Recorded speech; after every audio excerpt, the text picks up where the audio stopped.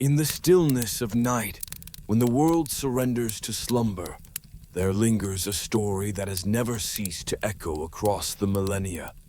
The story of Atlantis, the legendary civilization that vanished in a single day and night of misfortune. No one knows whether it was real or merely the dream of Plato, yet that very ambiguity has transformed Atlantis into the deepest mirror of human longing. The yearning to return to our origins, to seek the truth, and to understand what can drive a radiant empire into the abyss of oblivion. Tonight, let this tale guide you through the pillars of time, beyond the mists of knowledge, to the realm where philosophy merges with myth, where the light of reason meets the shadow of mystery. As you close your eyes, I will tell you the entire story of Atlantis, from the philosophical halls of Plato to the ocean's depths, from pride to ruin, from legend to the philosophy of existence. Relax and drift with me into slumber, into the heart of myth. The story of Atlantis does not begin in the ocean, but within the white marble academy of Athens, where the winds from the Aegean swept through Doric columns, carrying with them the breath of an ancient world stirring once more. There, around 360 BC, Plato, one of humanity's greatest philosophers, sat down, reed pen in hand, and inscribed upon wax tablets the first words of a tale about a lost civilization, Atlantis. In his two dialogues, Timaeus and Critias, Plato did not write as a chronicler of history. He wrote as a keeper of secrets, as if passing down to posterity a fragment of humanity's buried memory. Amid his meditations on the cosmos and the soul, he quietly planted a myth, a seed of remembrance that would transcend time itself. In a single day and night of misfortune, the island of Atlantis disappeared into the depths of the sea, he wrote. A single day and night, enough to erase an empire, yet not enough to erase it from the memory of mankind. The origin of that story, according to Plato, was not his own invention. He was merely the storyteller, the intermediary in a chain of transmission stretching across millennia. As he recorded, the story began with Solon, the legendary lawgiver of Athens, a man who dreamed of a just and enlightened order. Around 590 BC, Solon left his homeland and sailed to Egypt, the land the Greeks believed held the oldest memory of the world. In the city of Sais, by the Nile, age priest in the temple of the goddess Neith welcomed him as a traveler in search of wisdom. Among walls carved with hieroglyphs and thick with the scent of incense, they told Solon of an ancient civilization mightier than any empire mankind had known. It was a vast island beyond the pillars of Hercules, the Strait of Gibraltar today, once the ruler of the seas and of all lands surrounding the Mediterranean. The Egyptian priests said the story had been preserved on sacred inscriptions for over 9,000 years. Atlantis, they told him, had once been the master of the world, until its arrogance outgrew even the gods themselves. Then, in one night, the elements rose in fury, and the sea swallowed all. They spoke not as poets weaving myths, but as witnesses recounting a truth inscribed in the memory of their gods. Solon recorded everything, intending to bring the tale back to Athens and transform it into an epic, a hymn to the rise and fall of humankind. But destiny denied him completion. When he died, the memory survived only as a fragmentary legend within his lineage, until it reached his distant descendant, Plato. And in Plato's academy, among the young philosophers, he began to tell it again. Not as a story for amusement, but as a lesson about the soul and the order of the cosmos. In Timaeus, Plato gives voice to Critias, heir to Solon's memory, who recounts the tale with the solemnity of one who knows he is touching something beyond human recollection. What was once great has now become small, and only in legend has its name survived. Plato's narration moves slowly, like waves breaking against the shores of time. He never rushes to declare whether Atlantis was real. What concerned him was not its existence, but its meaning. In his grand philosophical tapestry, Atlantis was not merely a place. It was a symbol of wisdom and hubris, of divine light and human darkness.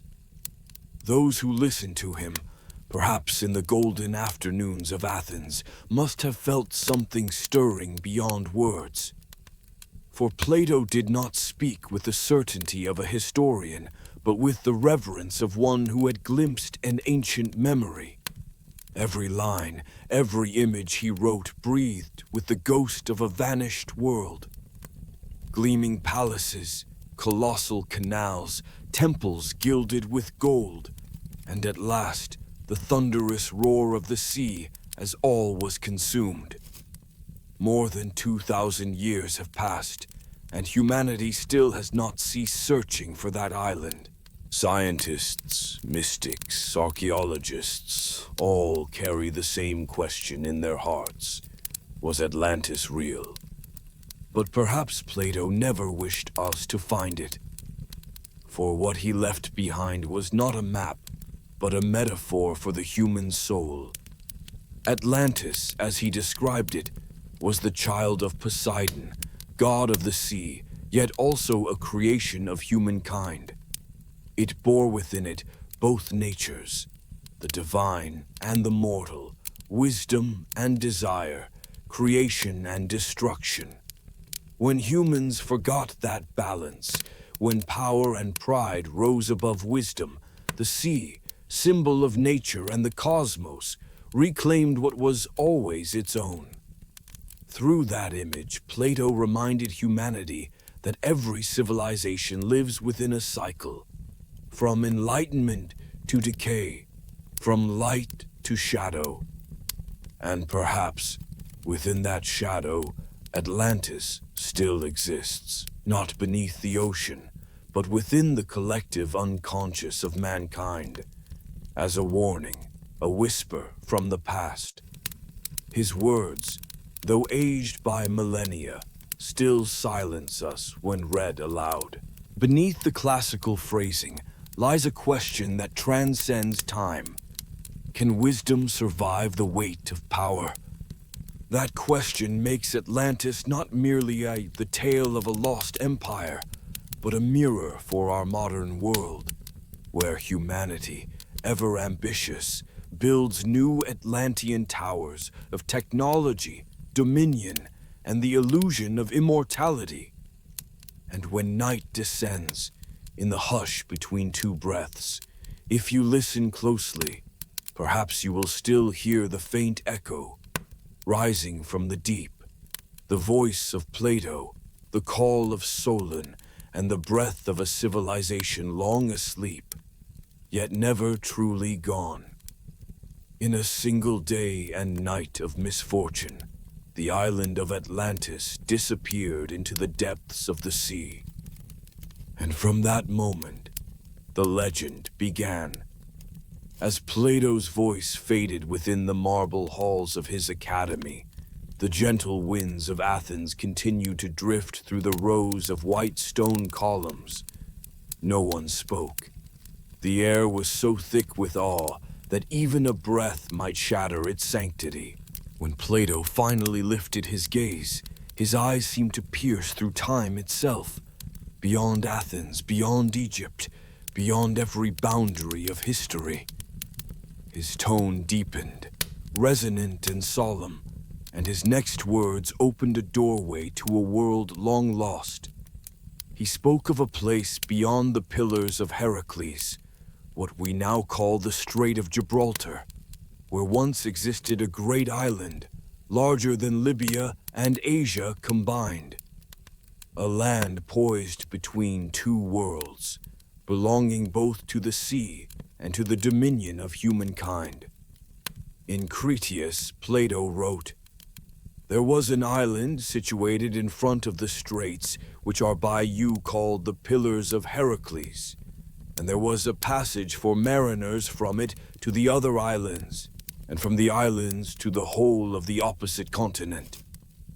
And so, the vision of Atlantis began to take form, a vast island, the beating heart of ancient maritime routes, where ships carried gold, silver, and the secret wisdom of the world, coursing like the lifeblood of civilization itself. At the center of this island lay its magnificent capital, so perfect and resplendent it could only have been born in the dreams of gods. Plato described it as a city of concentric rings, land and sea intertwined. 3 rings of earth, 2 rings of water, connected by great bridges and channels wide enough for fleets of warships to sail through. At the very heart was a sacred isle, where Poseidon, god of the sea, had first set foot when he fell in love with a mortal woman named Plato, whose beauty and spirit moved him to create this place as both sanctuary and shrine. With the power of the ocean itself, Poseidon encircled the hill upon which Plato dwelled with rings of water, crafting a natural fortress, majestic and unassailable. There he fathered 10 sons with her, 5 pairs of twins, who became the first kings of Atlantis. The eldest, Atlas, was given rule over the whole island, and from his name, the land took its title, Atlantis, the realm of Atlas. Plato depicted this creation with reverent grandeur, as though he were describing a world laid by divine hands. They dug a canal of 300 feet in width and 100 feet in depth and 50 stadia in length, which they carried through the outer circle and made a passage from the sea to the inner harbor. That canal was not merely an engineering feat, it was a testimony to the harmony between nature and intellect. From above, the city gleamed like a colossal metallic flower, each petal a ring of water, each vein a glimmering canal. When sunlight struck its walls, they shimmered with the luster of precious metals, gold, tin, bronze, and most wondrous of all, orichalcum, which Plato described as second only to gold in value. The outer wall gleamed with bronze, the middle with tin, and the innermost shone with the deep, fiery glow of orichalcum, like a living flame beneath the sea. At the city's center stood the Temple of Poseidon, the summit of all its splendor. 600 feet long and 300 feet wide, its columns were silver, its roof gilded, and upon its highest tower loomed a colossal statue of Poseidon himself, riding 6-winged horses that drew a chariot of fire. Around him stood 10 golden statues, the first kings, his sons, each immortalized in metal, their eternal gaze fixed upon their divine father. Inside the temple, the laws of Atlantis were inscribed upon a single pillar of orichalcum, set before the altar. Each year, the 10 kings would gather, offer sacrifices to Poseidon, and renew their oaths of loyalty to his sacred order. Plato wrote, "They met and conferred when they would, and when they had given judgment, they inscribed their sentences upon a golden pillar and set them before the temple of Poseidon. That city was not merely a seat of power and wealth, it was the heart of sacred order, a world where humanity lived in harmony with divinity. where technology and spirituality were not opposed but one, where the sea was not an enemy but a companion. Plato told of the island's vast plains, divided like a chessboard into perfect squares, with intricate systems of irrigation and canals linking the city to the sea, so broad that 3 great ships could pass side by side. Fertile fields were watered by snowmelt from the mountains, yielding 2 harvests each year. The forests provided timber for their mighty fleets, while mines beneath the earth yielded gold, silver, copper, and precious stones known only in legend. From the harbors of Atlantis, thousands of ships set sail, laden with goods, artisans, philosophers, and emissaries of empire. They journeyed to Egypt, Libya, and lands the Greeks had never seen. Plato wrote of them as those whose power extended over the whole island and over many other islands and parts of the continent. But what enthralled Plato most was not their wealth. It was their intellect, their perfect expression of human reason. Atlantis, in his eyes, was the embodiment of cosmic harmony, the earthly mirror of the divine order, the logos that govern the universe. Everything there was measured, proportioned, balanced with the symmetry of heaven itself. Yet within that perfection, Plato wove the first fractures of fate. For as in every myth, where light shines brightest, shadow gathers deepest. The walls of Orichalcum reflected not only sunlight, but the growing pride within the hearts of men. And in that perfection, tragedy began to take root, slowly, like a tremor beneath the ground, foretelling the earthquake of destiny. Plato ended his description there, leaving the rest for the imagination. But across the mists of history, we can still glimpse it. A golden island rising from the sea, where beauty and sin coexisted, where mortals touched the divine, and, in doing so, lost themselves. In the darkness of time, Atlantis still burns, a flame beneath the waves, illuminating the limits of human knowledge and desire. As the last light of sunset brushed across the Orichalcum walls, the city of Atlantis shone like a gem in the sea. Beneath that radiance, however, lay a structure of solemn order, a governance not built merely on strength, but on sanctity and law. Plato, in Crete, did not only describe the city of Poseidon through its imagery, but through its soul, a society founded upon divine justice, where gods and men shared the foundations of power and truth. From the union of Poseidon and the mortal Cleito came 10 sons, the first kings of Atlantis. The eldest, Atlas, held supreme authority, and from his name the island drew its own. Yet, unlike the monarchies of later history, Atlantis was no tyranny. It was a sacred confederation, a kingdom of 10 realms, each ruled by a son of the god. Plato wrote, Poseidon divided the island of Atlantis into 10 portions, giving to the firstborn of the eldest son his mother's dwelling, and the surrounding allotment, which was the largest and best, and made him king over all the rest. Each king governed his domain, but swore fealty to Atlas, the embodiment of sacred order. This was not an empire of conquest, but of balance, where power walked hand in hand with duty, and law was seen as the flame of Poseidon illuminating all human deeds.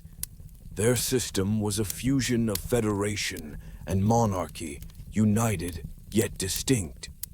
Each ruler could act freely within his realm, but decisions of war, peace, sacrifice, and law were made only within the temple of Poseidon, where 10 thrones stood in a circle around the orichalcum pillar, engraved with their ancient covenant.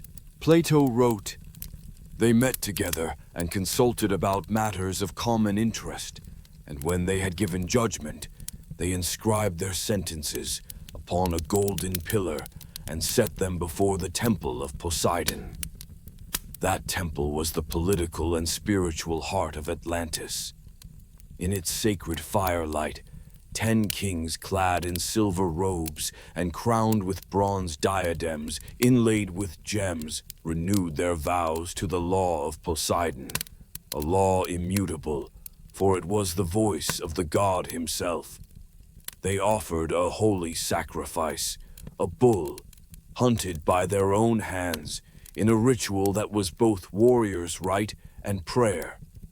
As the creature fell, its blood was mixed with spring water, and the kings sprinkled it upon the orichalcum pillar, declaring, "Let us rule according to the law, and in harmony with our divine Father." It was the sacred rite of unity. No man's power stood above the law, for all things were sons of one God, sharing one duty: to preserve balance between humankind and the sea, between mortal ambition and cosmic order. In Atlantis, law was not a text, but a living memory, a moral code breathed through generations. To break it was to rebel not only against Poseidon, but against the very soul of Atlantis. Thus their society was built upon order and honor. Every citizen had a place within the great design, like the concentric rings of the city itself. The noble Poseidonic houses, the descendants of the first kings, were the guardians of wisdom and faith. The warriors protected the realm, their armor engraved with the trident of Poseidon. Craftsmen and merchants were the lifeblood of the empire, transforming the island's natural riches into art and innovation. They believed that wealth did not come from conquest, but from harmony with nature. Plato wrote, "For many generations, so long as the divine nature lasted in them, they were obedient to the laws and well-affectioned towards the gods who were their kinsmen." At its height, Atlantis was more than a civilization. It was a manifestation of universal harmony, a realm where leaders ruled by wisdom, not desire, where gods were present in every ritual, every judgment, every ripple of the canals. Yet even this sacred empire wielded terrible might. Plato described how Atlantis could summon 1,200 ships and 1,200,000 men, an army vast enough to shake the world. Their bronze ships, with golden prows and crimson sails, glided over the sea like divine spears cast by the gods themselves. And still, that power remained bound by the law of Poseidon, until pride began to stir in human hearts. Plato warned, when the divine portion began to fade away, they became unable to bear their prosperity. In those words, one can hear the slow approach of tragedy. Silent, inevitable, like the tide withdrawing before the storm. Atlantis, once the mirror of wisdom and justice, became a reflection of all mankind. A reminder of what happens when power eclipses truth, when gods are forgotten and law becomes only a shadow. From the sacred fire of Poseidon's temple, Plato foresaw the darkness of decline. Yet even in its fall, the tale still glows as a symphony of order and chaos, of glory and warning. And tonight, as we hear his words again in the stillness, we may almost hear the waves echoing across time, whispering that every civilization, no matter how radiant, exists upon the fragile thread between law and pride. Atlantis once chose the law of Poseidon, but humanity in every age has always had another choice: power. And on that delicate border between the two, the tragedy of Atlantis was born, preparing for the storm that Plato would reveal in the next chapter of the legend. When the sacred ceremony at the Temple of Poseidon ended, the holy fire still cast its glow upon the radiant orichalcum walls. The 10 kings stepped out from the sanctuary, carrying with them the divine vow of that night. Outside, the city of Atlantis shimmered beneath the silver light of the moon. The sea whispered softly against the vast harbors where thousands of ships lay at rest. And from that moment, history turned its page into the golden age of Atlantis, when the children of Poseidon transformed the island into the most resplendent center of the ancient world. And under the rule of the 10 kings, Atlantis entered its age of glory. It was an era when humanity, inheriting both divine wisdom and mortal creativity, elevated engineering, architecture, and social order to their highest perfection. Plato wrote in Crete, they had such an amount of wealth as was never before possessed by kings and potentates, and of such a kind as was never again to be seen. The central city, with its concentric rings of land and sea, had become a masterpiece of both art and science, not merely a place to dwell, but a living symbol of harmony between man and the cosmos. The great canals that encircled it connected seamlessly with the ocean, so vast that warships could pass through the city's tiers like blood coursing through the veins of a living god. Across each watery ring stretched colossal bridges of bronze and silver, gleaming like rivers of starlight reflected upon the sea. The irrigation system of Atlantis was a wonder that would astonish even future ages. Plato wrote, "The streams descending from the mountains they collected into canals, and from them they made reservoirs, some open to the sky, others covered over, to be used in summer and winter." Through that network, the soil of Atlantis became so fertile it never knew famine.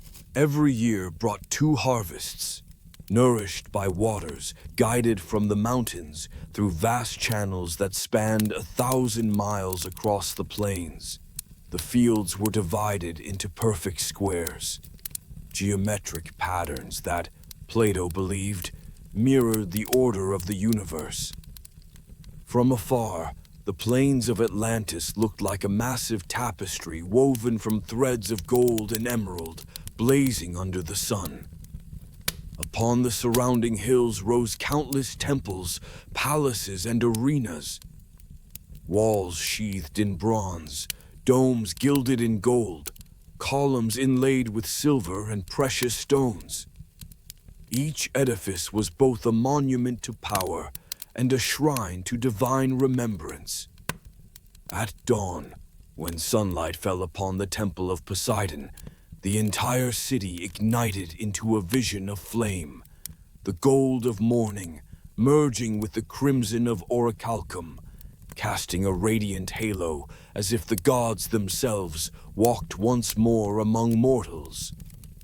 Yet that physical beauty was but the shell of a deeper brilliance, the mastery of science and craft. The Atlanteans had mastered the laws of water, wind, and metal. They built channels stretching more than 1,000 miles, linking mountain and sea, transporting goods, food, and minerals. Their ships were crafted from sacred timber, reinforced with bronze and orichalcum, light yet indestructible, capable of weathering the fiercest storms unharmed. Their metallurgical art reached a perfection the later world would only whisper of in legend. The most precious of all metals, orichalcum, was found deep within the island. A red gold metal, glowing like ruby, yet magnetic in its power. Plato wrote, "The outermost wall they covered with brass, the next with tin, and the third, which encompassed the citadel, flashed with the red light of orichalcum." The Atlanteans used it to mint coins, forge weapons, adorn temples, and inlay their warriors' armor. When the sun struck their legions marching across the plains, they blazed like a living sea of fire, a sight before which all enemies bowed. Trade and navigation made Atlantis the crossroads of the ancient world. From its colossal harbors, fleets departed bearing gold, silver, turquoise, perfumes, fine timber, and grain to lands far beyond the horizon. They traded with Egypt, Libya, and even the lands beyond the ocean, for, as Plato wrote, there was a passage from it to the opposite continent. Perhaps it was the earliest hint of a distant world across the Atlantic, a prophecy that humanity would only fulfill thousands of years later. Atlantis was also a society of knowledge. Within marble academies crowned with copper domes, scholars studied geometry, astronomy, and natural philosophy. They mapped the stars, measured the seasons, predicted tides, and calculated the divine ratios that governed architecture. To them, science was the language of the gods, and through understanding nature, mankind came closer to the divine origin from which it sprang. Yet within that brilliance, Plato discerned a fracture. He wrote, "They were not intoxicated by luxury, but seeing their prosperity increase, they became filled with pride and ambition. From gratitude, they drifted into arrogance. From reverence for Poseidon, they began to see themselves as his equals. The orichalcum walls that once symbolized devotion now mirrored human vanity. They built temples no longer to worship, but to display power, canals no longer to nourish, but to expand dominion. And so, as Plato believed of all things, within perfection lay the seed of destruction. Atlantis reached heights no civilization had ever known. Yet in doing so, it forgot that the summit is always nearest the abyss. The waters that once fed their fields became routes of conquest. The ships that once bore trade now carried weapons. And in the silence of the sea, Poseidon watched, waiting to see whether his children would walk the path of light or descend into shadow. Plato left his warning in a single, haunting truth.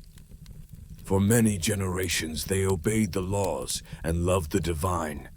But when the divine portion in them began to fade, they became unable to bear their prosperity. That was the moment of Atlantis' greatest radiance, and the dawn of its first darkness. The sea was calm. The city still glimmered like a star. Yet within the orichalcum walls, a crack had sounded. The first whisper of the world's next chapter, the fall and the reckoning. As the sun sank beneath the Atlantic horizon, its final light gleamed upon the walls of orichalcum, glowing like the flame of a god. Beneath that light, Atlantis still dazzled, canals glittering, temples blazing, palaces of gold reflecting the crimson sky. But within that beauty, Plato heard the faint fracture of the human soul. For every civilization that reaches the pinnacle of glory must one day stand before its own abyss. In Crete, he wrote, "For many generations, so long as the divine nature lasted in them, they were obedient to the laws, and well affectioned towards the gods who were their kinsmen. But But when the divine portion began to fade away, they became filled with unrighteous ambition and power. Thus began the tragedy of Atlantis. Prosperity, once Poseidon's blessing, had become the mirror of human pride. Gold, orichalcum, and power veiled the sacred light beneath the weight of material splendor. The Atlanteans began to believe they no longer needed their gods. They were gods themselves. In the squares, statues of Poseidon were shadowed by those of kings.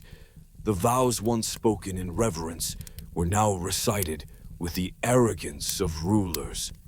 And the city that had been a symbol of harmony became the cradle of ambition. Plato wrote, "They no longer could endure their prosperity. Our wealth became the burden of their souls, and a soul consumed by matter can no longer recognize the light of virtue."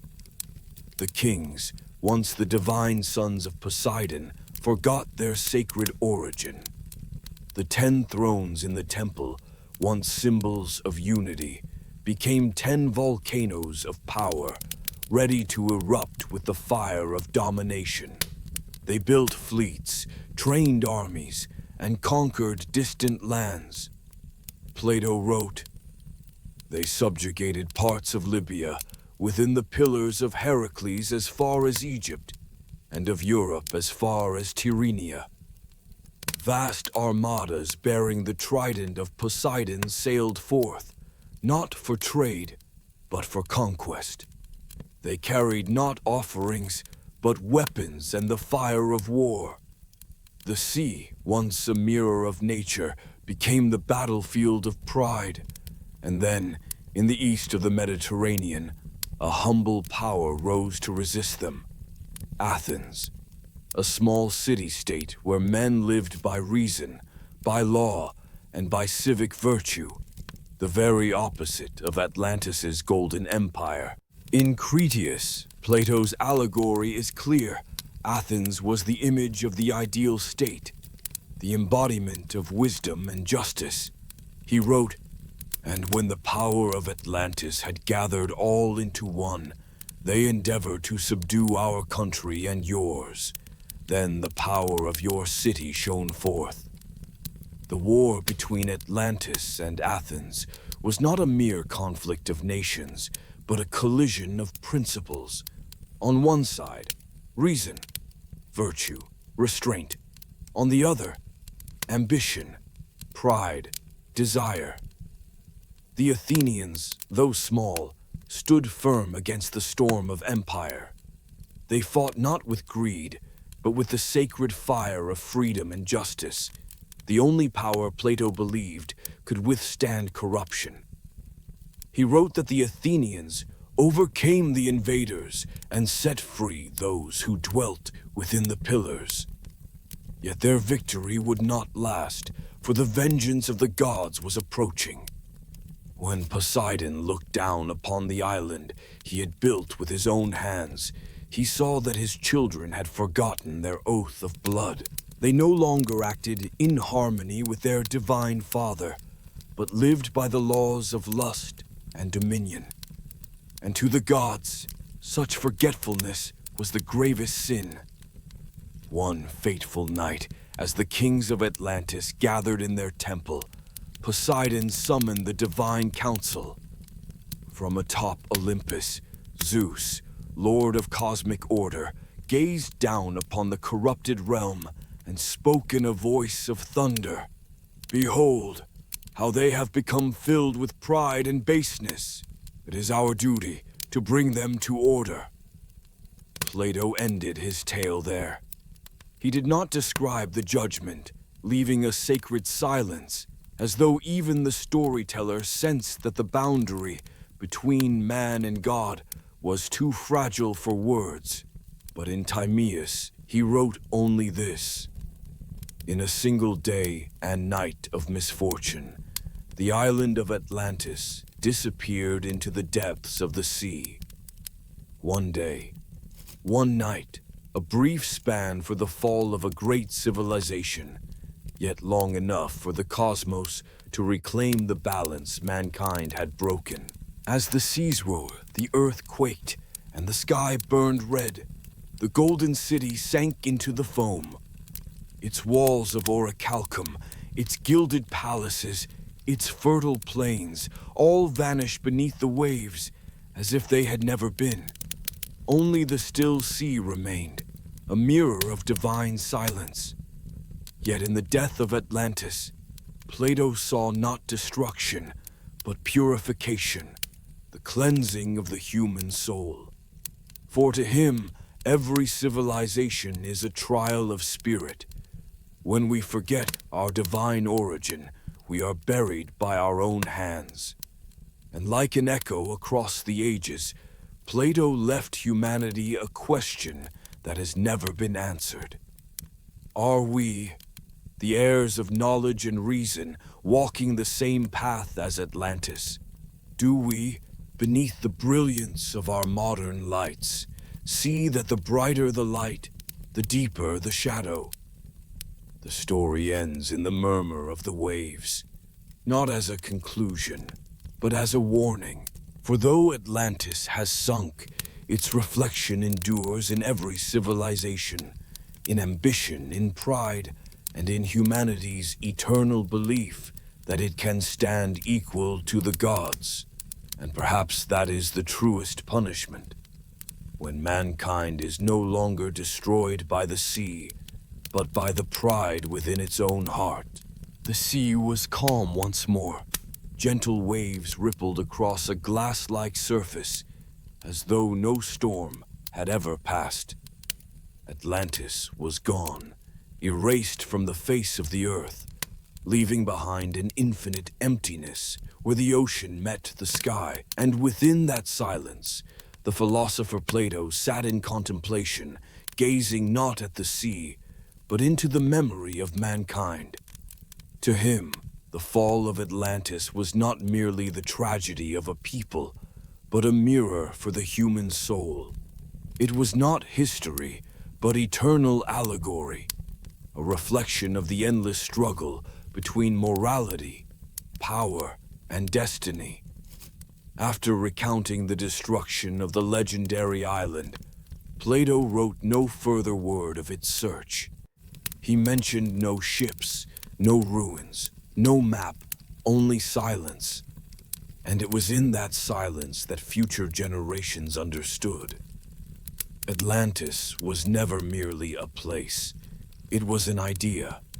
Through the centuries, scholars have realized that Plato never intended to describe a geographical entity, but to convey a philosophical truth. In Timaeus and Critias, he set forth two poles, Athens and Atlantis, as symbols of the dual nature of the human soul. Athens represented reason, order, and justice. Atlantis embodied ambition, materialism, and decay. In this island of Atlantis, there existed a great and wonderful empire which had rule over the whole island and several others, and over parts of the continent. And, moreover, the men of Atlantis had subjected the parts of Libya within the pillars of Hercules as far as Egypt, and of Europe as far as Tyrrhenia. These words, drawn from Cretias, were not geographical description, but a portrait of human desire, unrestrained. Atlantis became the emblem of a civilization that reached the pinnacle of material greatness while losing its soul, a reflection of mankind when intellect is corrupted by the lust for dominion. Athens, by contrast, small, humble, and austere, stood as the image of Plato's ideal soul, as depicted in the Republic.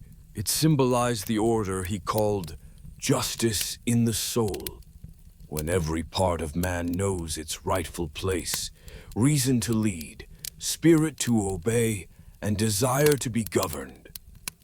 Atlantis, conversely, was the projection of the disordered soul, where desire usurps reason, and man ceases to ascend toward the divine, dragged instead downward by matter. Plato's intent was transparent. He was not writing of an ancient world, but of the human condition itself. For him, this story was a metaphor for the inevitable cycle of civilizations, the eternal rhythm between order and chaos, virtue and corruption.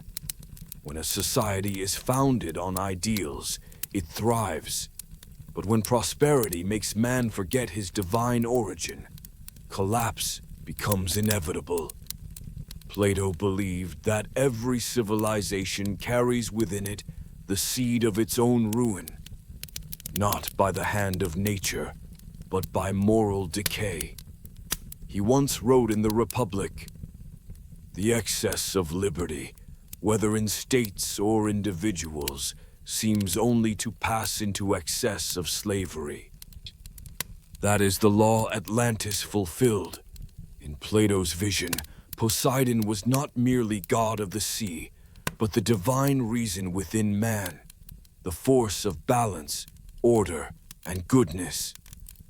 As long as the blood of Poseidon flowed pure within the Atlanteans, they obeyed the laws, honored the gods, and lived in harmony with nature. But when the divine portion began to fade away, when that sacred part diminished, mankind severed itself from the cosmic order and fell into chaos. At its deepest level, Plato's message was this: Atlantis is man himself, and the sea is the soul.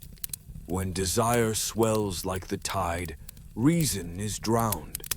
And when the soul loses balance, the world follows it into ruin. This idea ties to the heart of Plato's philosophy, the concept of cosmos, the universal order. For him, all existence possesses harmony within the structure of being. When man lives according to that order, society flourishes. When he breaks it, nature responds. Thus, the fall of Atlantis was no accident, but the natural consequence of moral disorder.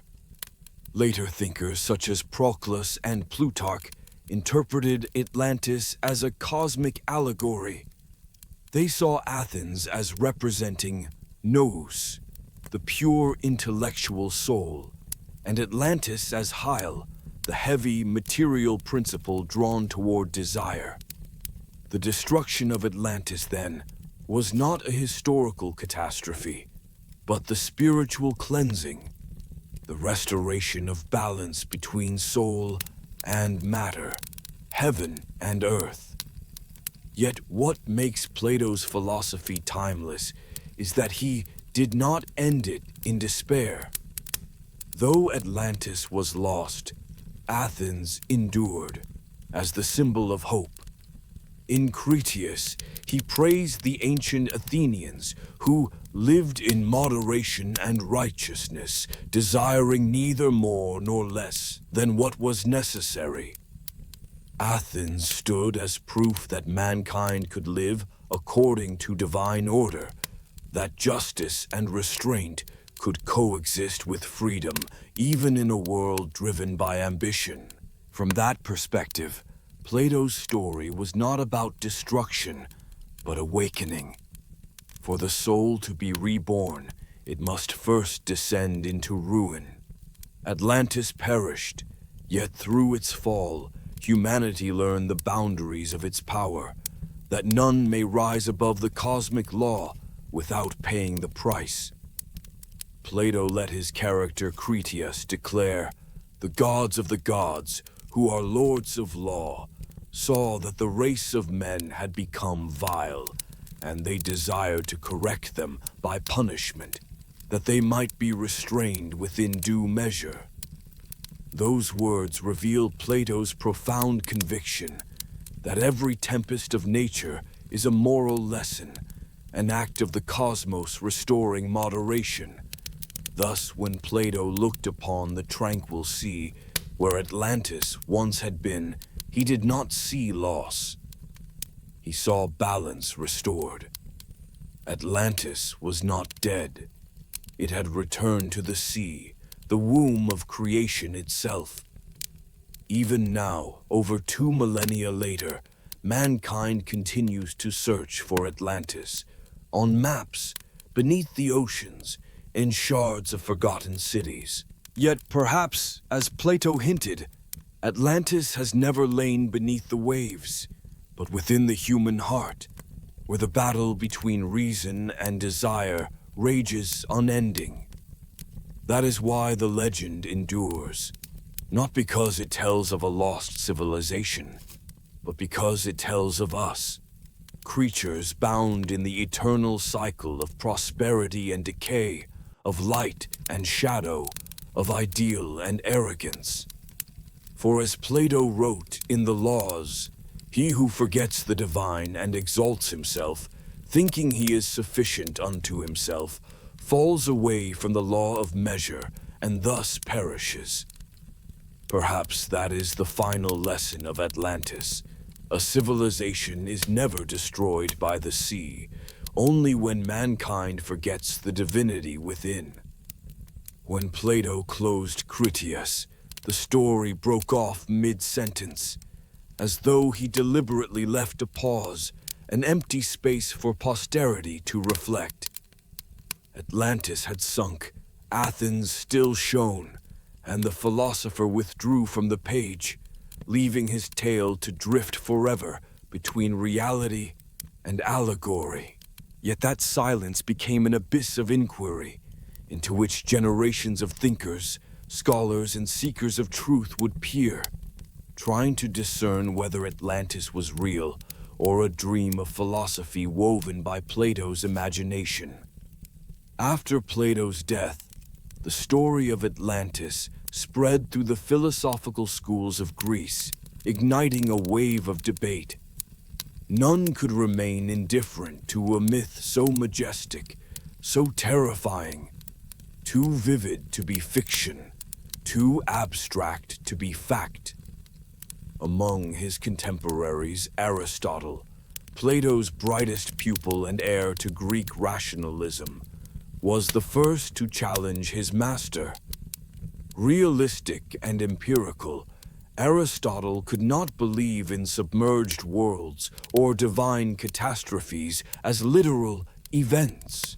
In a fragment later recorded, he remarked with dry irony, "He who invented it, destroyed it." It was a blow aimed straight at the myth's heart. For Aristotle, Atlantis was merely a didactic device, a philosophical fable crafted to illustrate moral truth. The philosopher, he argued, was no historian. Plato did not write to preserve the past, but to awaken the mind. To Aristotle, philosophy must rest on logic, observation, and proof. Atlantis, however beautiful, was but a finely invented fiction, but not all agreed. Some of Plato's later followers, notably Crantor, took the opposite path. They believed the story to be literal truth. Crantor, a member of Plato's Academy a generation later, claimed to have seen evidence of Atlantis in Egypt. According to the Neoplatonist Proclus, 5th century CE, Crantor affirmed, Crantor says that this story is recorded in the sacred registers which are preserved even to this day in Egypt. At the temple of Sais, where Solon had once studied, Egyptian priests allegedly kept hieroglyphic inscriptions recounting the destruction of a mighty empire beyond the Pillars of Hercules. To Crantor, that was irrefutable proof that Plato had not invented the tale. From this arose the eternal debate between two worldviews.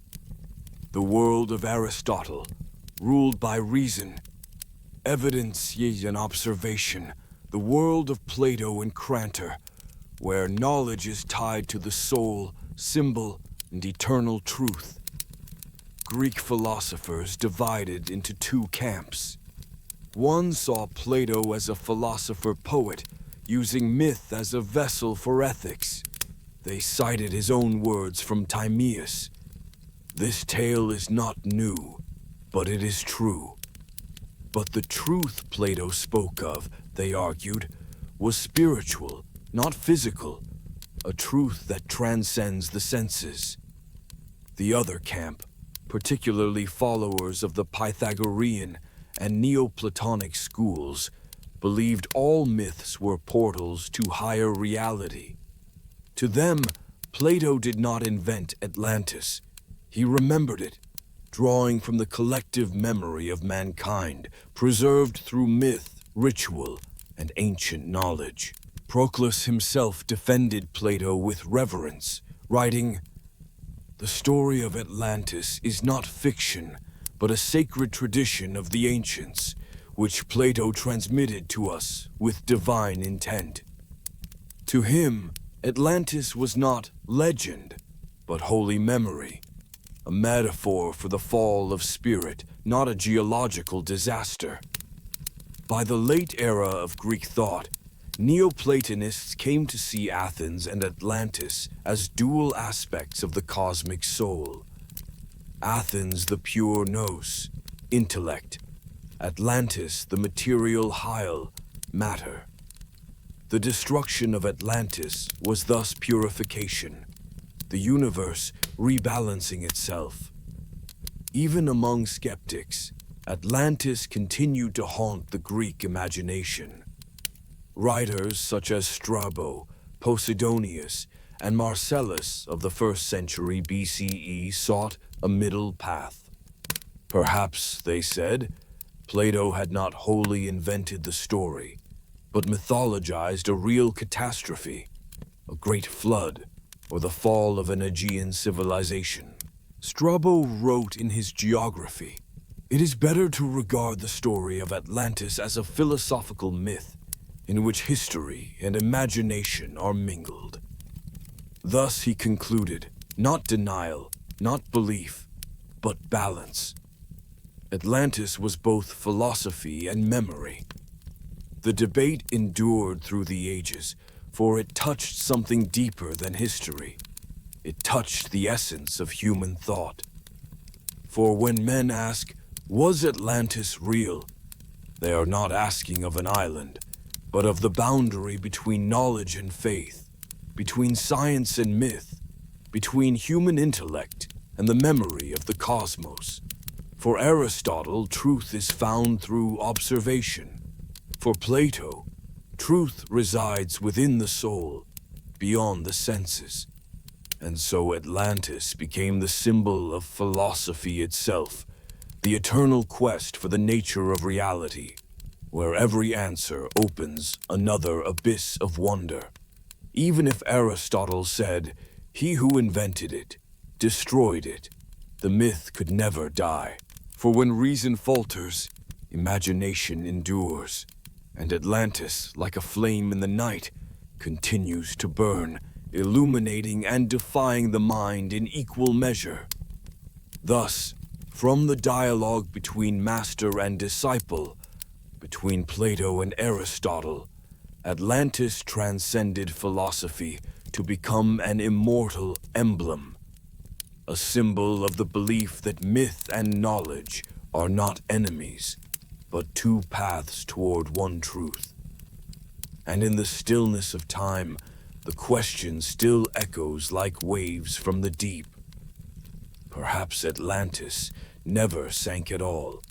It merely transformed into an idea, a lesson, a dream through which humanity remembers itself. As the debates of the Greek philosophers faded into history, Atlantis refused to rest. The story Plato had left behind, poised between symbol and reality, glowed like an ember buried in the ashes of ancient wisdom. Whether Aristotle denied it, Crantor believed it, or Proclus sanctified it, Atlantis drifted across the centuries as an eternal reflection, each age seeing in it an image of itself. And when Greece fell to Rome, when the torches of Athens dimmed amid conquest and ruin, The myth changed its form once more, entering a new era of spirituality, theology, and symbolism. From the 1st century BCE onward, Greek philosophy began to merge with the intellectual currents of Rome and the Near East. In that meeting of worlds, Plato's thought was reborn. Transformed he those who inherited not only his ideas, but his spirit, the Neoplatonists, who regarded philosophy not merely as knowledge, but as a sacred path of initiation. Foremost among them was Proclus, 5th century CE, the last great guardian of the Athenian Academy, often called the final sentinel of Greek philosophy. To Proclus, Atlantis was not the story of a lost island, but a cosmic allegory, a vision of the eternal struggle between the two principles that govern the universe: nous, spirit, and hyle, matter. In his commentary on Timaeus, he wrote, "The story of Atlantis is not fiction, but a sacred tradition of the ancients, which Plato transmitted to us with divine intent."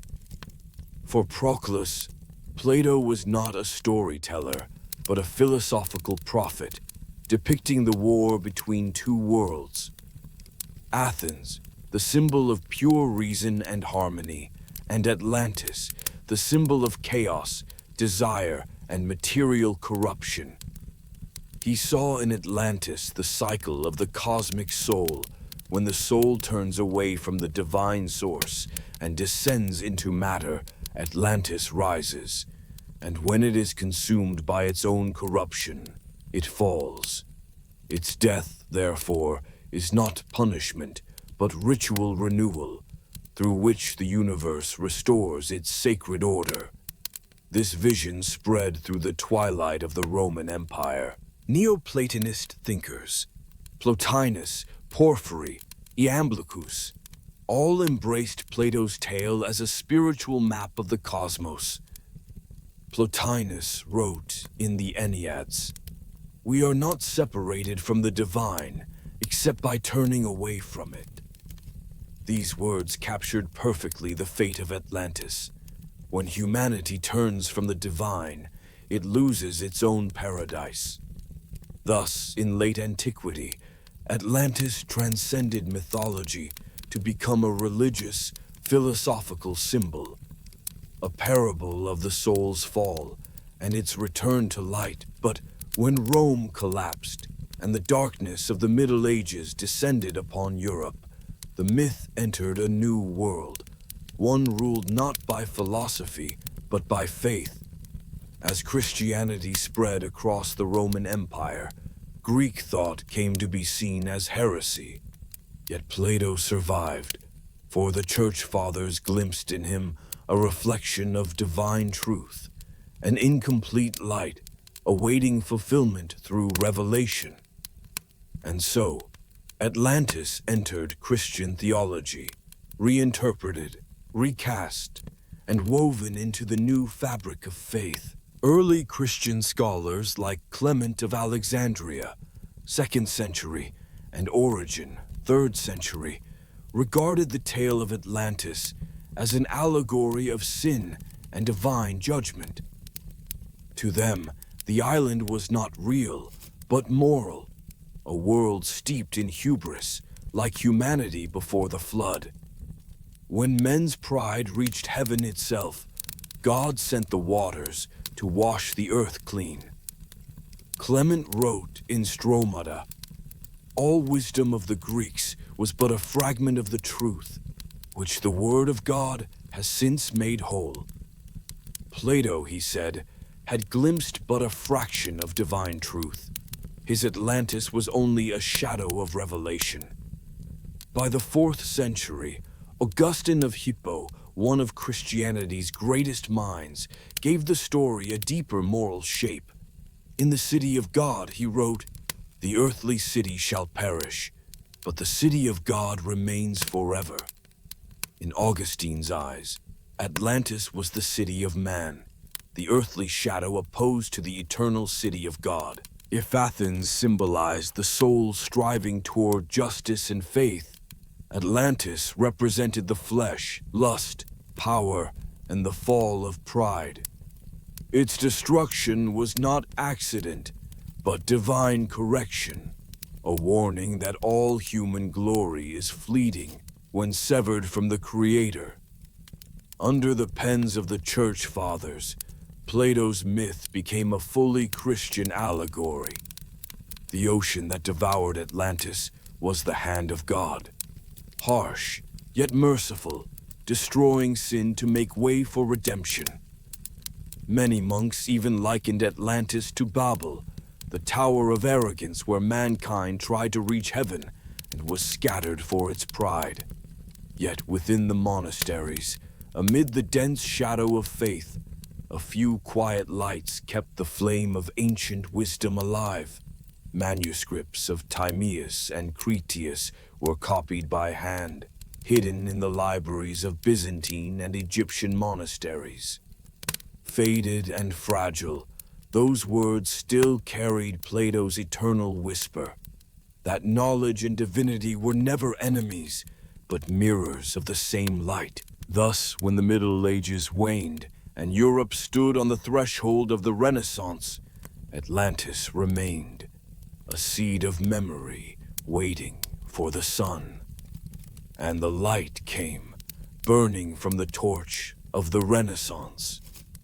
For centuries, Europe had lain under the veil of theology. Greek learning was imprisoned in monasteries, its language nearly forgotten. Timaeus, the only Platonic dialogue known in the West, survived in partial Latin summaries, where only a few faint lines about Atlantis remained, distant as a voice through mist. Cretius had vanished completely, but in the East, in Byzantium, the flame endured. Scholars there copied and translated Plato's works, preserving the treasure through the long night of empire. When Constantinople fell to the Ottomans in 1453, they fled across the sea to Florence, Venice, and Rome, carrying with them manuscripts that would reopen the gates of lost knowledge. Among those who received that light was Marsilio Ficino.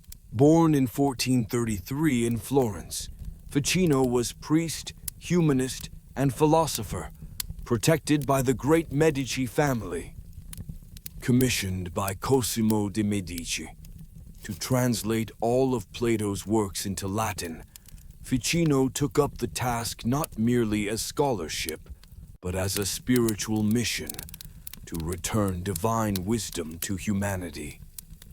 In 1484, his monumental translation, Opera Omnia Platonis, was completed, and with it, Atlantis awakened after more than 1,000 years of sleep. Once again, the ancient words rang out. In a single day and night of misfortune, the island of Atlantis disappeared into the depths of the sea.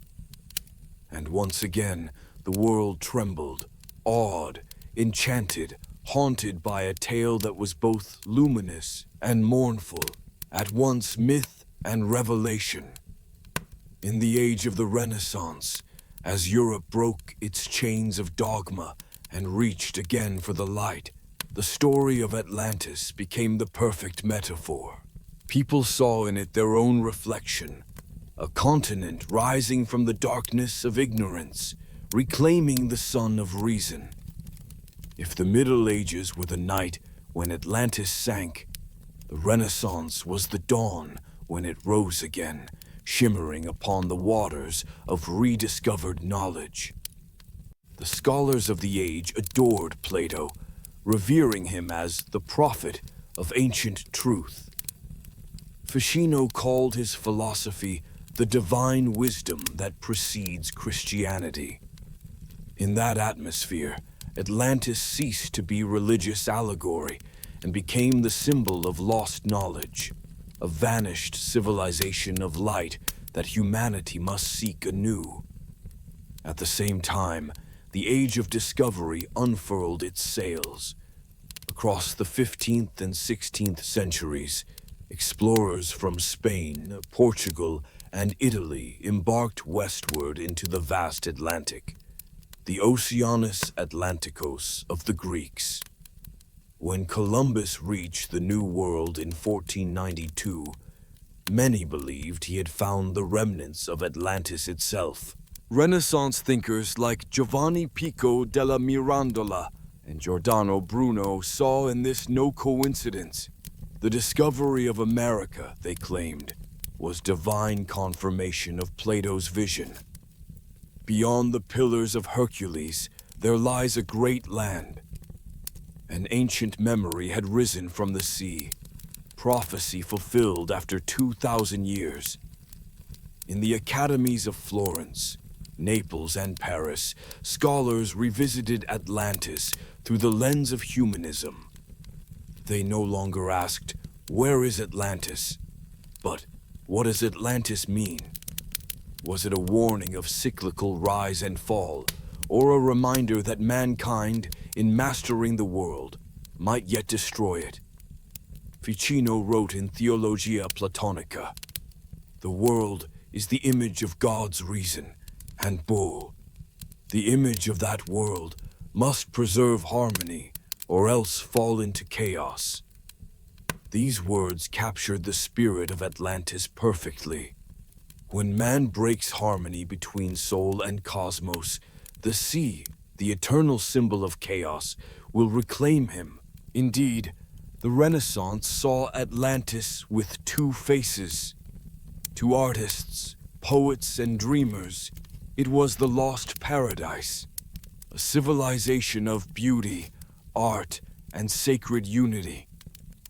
To philosophers, it was a warning that Europe itself, now glittering in wealth and ambition, might follow Atlantis's path, brilliance, pride, and downfall.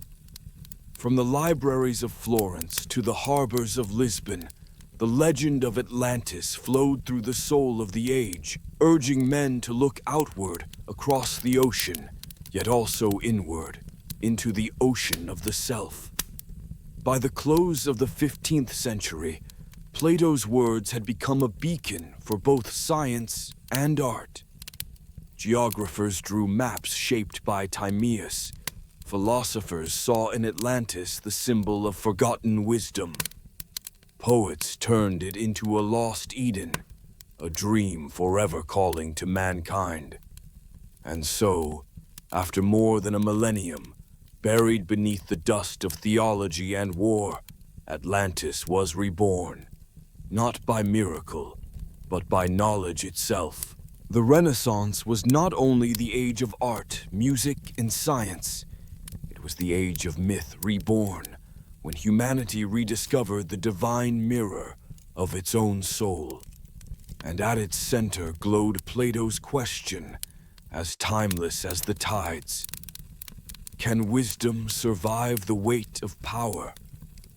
That question, like a wave of thought, still breaks upon the shores of human consciousness, from Florence to Lisbon, and to every new world discovered beyond the sea.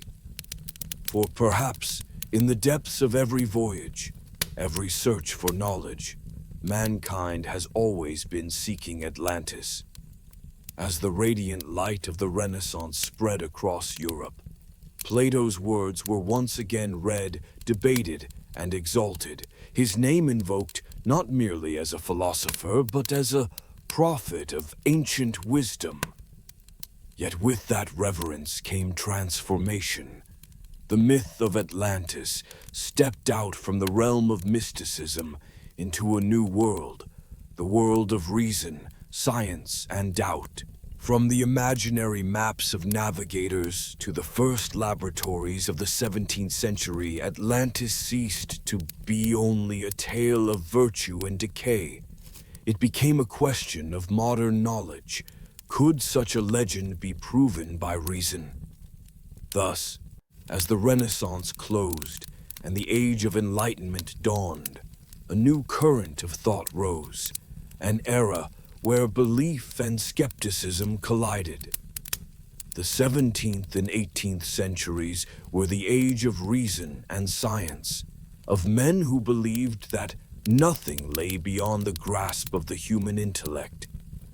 They placed their faith in the light of knowledge, convinced that by peeling back the veil of nature, they would reveal the laws of the universe.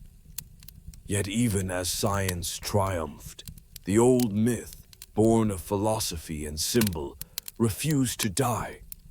In this awakening world, the question of Atlantis returned, but no longer as prayer or mystery.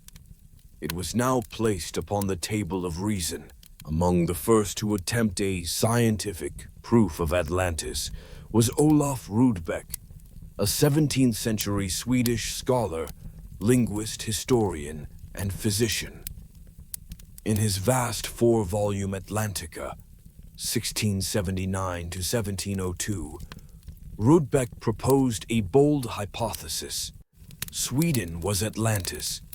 He claimed that all civilizations originated in the north, that the Swedish tongue was the root of Greek, and that the Baltic Sea had once been the center of the ancient world. With fervent patriotism, he declared, "If the island of Atlantis ever existed, it must have been here, where the light of the north first shone upon mankind."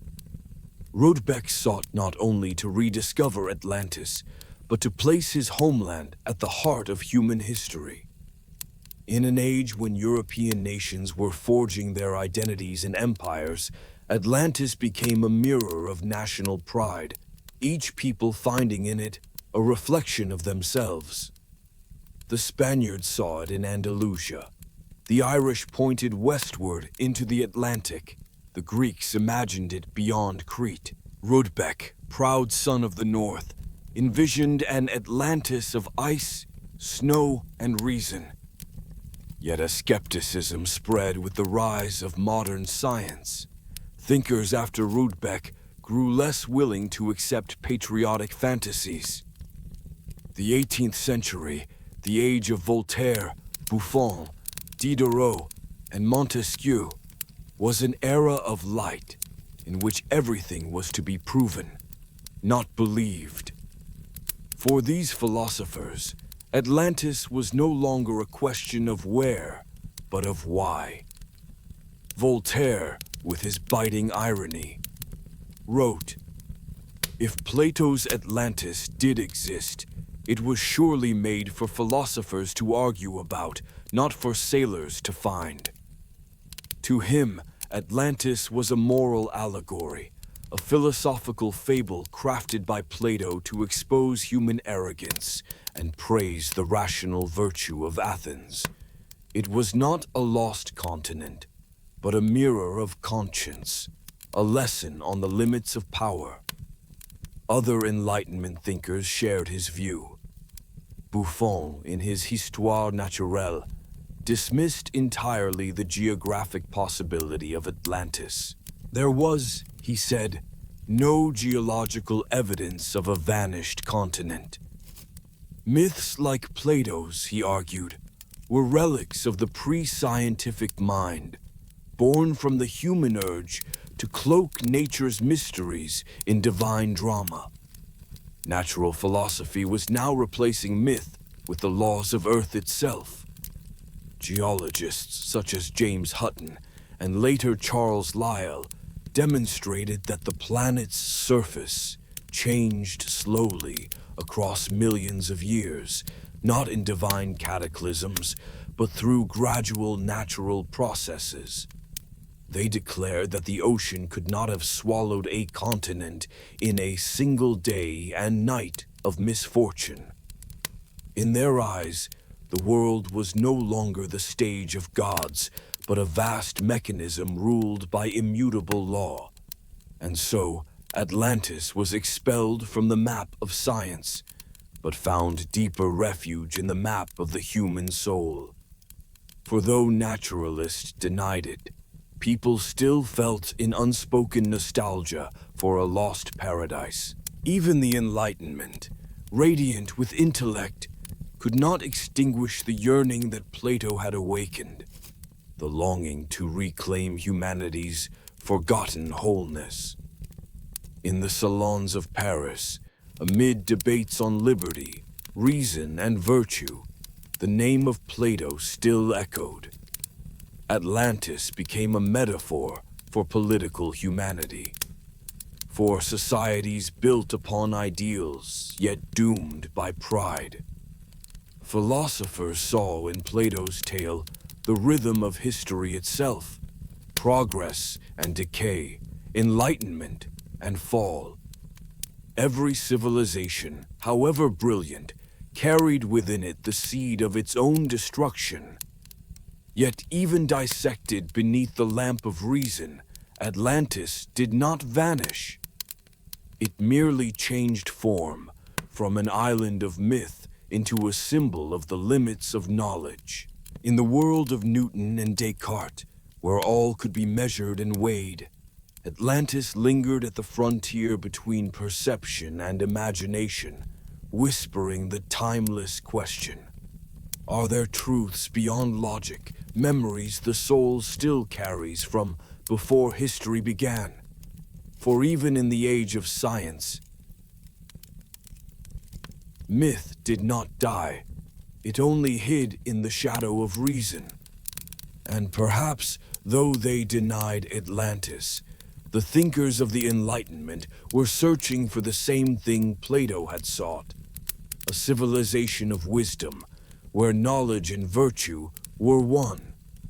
By the end of the 18th century, humanity entered the age of machines, of revolution, steam, and positivism.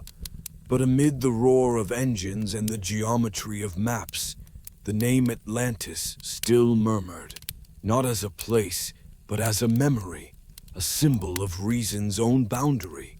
From Ficino's torch to Voltaire's lamp, the journey of thought revealed this.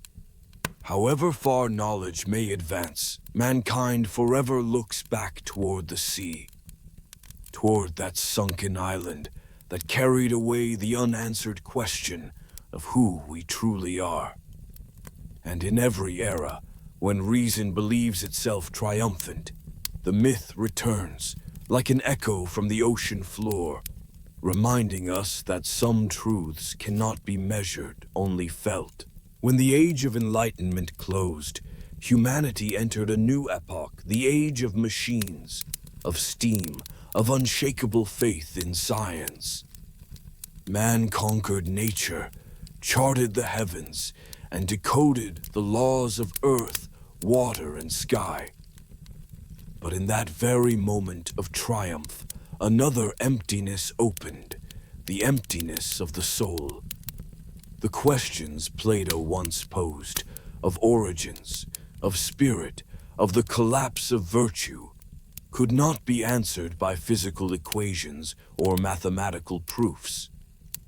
And when reason reached its limit, mankind turned once more to myth. Two stories science could not verify, but the heart could not forget.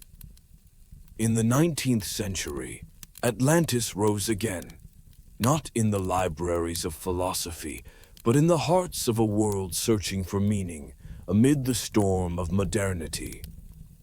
This was the age of Darwin and Freud, of revolutions industrial and intellectual. Faith in divine creation gave way to faith in evolution. The immortal soul yielded to the subconscious mind. Yet within that shift, the myth of Atlantis became fertile ground for those longing for something beyond reason.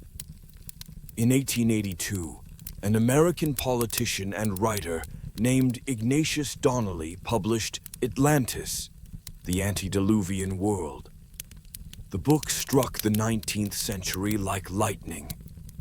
Donnelly claimed that Atlantis was not myth, but the true cradle of all civilization. He wrote, Atlantis was the region where man first rose from barbarism to civilization, and from it radiated all the arts, sciences, and religions of the ancient world. According to Donnelly, when Atlantis sank, its survivors scattered across the earth to Egypt, Mesopotamia, India, even the Americas, carrying with them the wisdom of astronomy, architecture, and language. The pyramids of Egypt and the temples of the Maya, he argued, were echoes of the same lost world. Half science, half revelation, Donnelly's prose captivated a generation weary of sterile rationalism. He wrote in his opening chapter, "There once existed in the Atlantic Ocean, opposite the mouth of the Mediterranean Sea, a large island, the remnant of an Atlantic continent, known to the ancient world as Atlantis." To him, Plato was not a philosopher, but the archivist of humanity's forgotten history. The book became a worldwide sensation. Explorers, amateur archaeologists, and mystics set out to find Atlantis, searching in the Caribbean, the Azores, the Sahara, even the Arctic. A fever swept through the modern mind, a mingling of scientific curiosity and mystical longing.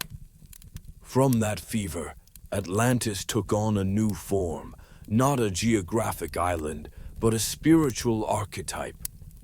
Philosophers and mystics began to see it not as a lost land, but as a stage in the evolution of the soul. Out of the spiritual crisis of the 19th century emerged Helena Petrovna Blavatsky, the extraordinary Russian founder of the Theosophical Society. In Isis, Unveiled, 1877, and The Secret Doctrine, 1888, Blavatsky redefined Atlantis entirely. It was, she said, not a place, but a phase in human spiritual evolution. She wrote, "The Atlanteans were the fourth root race, gifted with psychic powers and immense knowledge, who fell through pride and misuse of their spiritual strength. Humanity, she taught, progresses through root races, from Lemuria, the third, to Atlantis, the fourth, and now the Aryan, the fifth. Atlantis was not only materially advanced, but spiritually luminous, a time when men communicated by thought, understood the language of the cosmos, and wielded the energies of nature by will alone. But as in all ancient myths, hubris invited ruin." Blavatsky wrote, "They lost their divine wisdom, abused the forces of nature, and thus brought upon themselves the wrath of the elements." For her, the story of Atlantis was the karma of mankind. When knowledge is used for domination rather than harmony, destruction follows. The island sank not by natural disaster, but by spiritual collapse, the implosion of consciousness itself. Her vision inspired the Austrian mystic Rudolf Steiner, founder of anthroposophy, who expanded her ideas further. In Cosmic Memory, Prehistory of Earth and Man, 1904, he wrote, "The Atlanteans could shape matter by the power of thought. The forces we use in our machines today were known to them as natural gifts." For Steiner, Atlantis was both history and prophecy, a warning that modern technology, divorced from spirit, would repeat the ancient fall. Humanity, he believed, was Atlantis reborn, again mastering the forces of nature, again standing on the brink of moral abyss. From Donnelly to Blavatsky to Steiner, through esoteric societies and secret orders, Atlantis transfigured, from Plato's philosophy into mystical religion, from symbol into doctrine. The Theosophists, Freemasons, and occult circles of early 20th century Europe revered Atlantis as the origin of sacred wisdom, where men were once demigods who lost their divinity through pride. The ancient words of Plato now resonated in mystical language. For many generations they obeyed the laws and were well affectioned to the divine nature. But when this divine portion began to fade away, they became filled with unrighteous ambition. His tale had become prophecy, his allegory, revelation. The 19th century closed with the paradox. The more mankind believed in science, the more it longed for the metaphysical. As telescopes glimpsed galaxies and steam engines tore open the skies, as Darwin shattered creation and Freud mapped the unconscious, humanity turned once more to Atlantis, as though the soul itself remembered what reason had forgotten. And perhaps that is the eternal power of the legend. Each time man reaches the summit of intellect, Atlantis rises again to remind him that knowledge without virtue is peril, and that the evolution of the body means nothing without the awakening of the spirit. As Blavatsky wrote, half warning, half prophecy. The story of Atlantis is the story of mankind itself, the rise, the fall, and the hope of awakening once more. As the 19th century drew to a close, the echo of Atlantis no longer lingered only in the pages of philosophy or in the rituals of mysticism. It had become a wandering spirit of humanity itself, drifting through temples of faith, laboratories of science, secret societies, and the unfinished dreams of men. But when the 20th century dawned, the world changed once more. Science was no longer a flickering lamp in the night. It had become the blazing sun that sought to illuminate all mysteries. And under its light, Atlantis was placed upon the table of truth, where faith was compelled to face evidence. The 20th century opened with discoveries that shook mankind's understanding of the earth. Geology, oceanography, and archaeology together redrew the map of the planet, not with myths, but with tectonic plates, sediment layers, and fossil currents. Submarines plunged into the abyss. Sonar and radar scanned the ocean floor. Satellites traced the ancient scars of the seas, and their verdict was clear. No continent had ever sunk beneath the waves, as Plato described in Timaeus and Critias. Scientists like Maurice Ewing, Jacques Cousteau, and Robert Ballard, the man who later discovered the Titanic, explored every region the legends had whispered of: the Azores, Bimini, Crete, Santorini, even the heart of the Atlantic itself. They found ruins, reefs, and forgotten cities, but none were Atlantis. Modern technology had laid the ocean bare, yet the myth remained beyond the reach of sonar. The theory of plate tectonics revealed that continents move imperceptibly over millions of years. No evidence supported a landmass that vanished in a single day and night of misfortune. Plato's language of symbol and philosophy could not be reconciled with geology's cold precision, its rocks, its strata, its measurable epochs. And so, science declared, Atlantis never existed. Yet the denial did not silence the story. On the contrary, the more science dismissed it, the more humanity longed to believe. For after more than 2,000 years, Atlantis had become a mirror of mankind itself, a place where wisdom and arrogance, light and shadow coexisted. Plato had not written about an island, but about human nature. And no radar could ever detect what he truly meant when he wrote in Crete.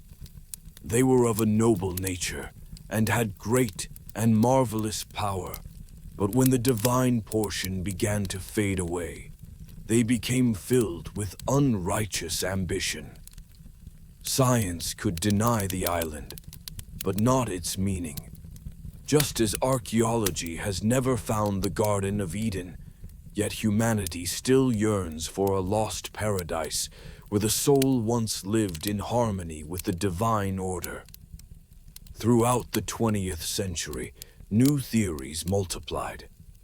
Some claim that Atlantis was Crete, the seat of the Minoan civilization destroyed by the eruption of Santorini around 1600 BCE. The ruins of Akrotiri, buried beneath volcanic ash, seem to echo Plato's account. A shattered memory of catastrophe turned to myth. Others pointed to the Bimini Road off the Bahamas, where stones aligned beneath shallow waters were said to be remnants of an ancient harbor. Geologists insisted they were natural formations, yet the legend persisted. Between the 1960s and 1980s, amid the rise of popular culture and the New Age movement, Atlantis surged again, no longer a forgotten land, but a dream of modernity. It appeared in songs, novels, films, and pseudo-scientific manifestos. Atlantis became not the past but the future, a symbol of lost human potential, of ancient technologies beyond our understanding. The American mystic Edgar Cayce, the sleeping prophet, claimed to have seen in visions the memory of Atlantis, a civilization powered by crystals, where men spoke in thought and destroyed themselves with the energies they had mastered. He wrote, "In Atlantis there were those who turned the energies of the earth for destruction, and so they brought upon themselves their own downfall." It was not science, but it touched the deepest fear of the 20th century, the age of the atomic bomb, where knowledge could both save and annihilate the world. As humanity witnessed Hiroshima and Nagasaki, as forests burned in the name of progress, as oceans filled with waste, and the skies thickened with smoke, many began to feel that Plato had been right, not about geography, but about the psychology of civilization. Atlantis did not need to lie beneath the waves. It lived in the repetition of history.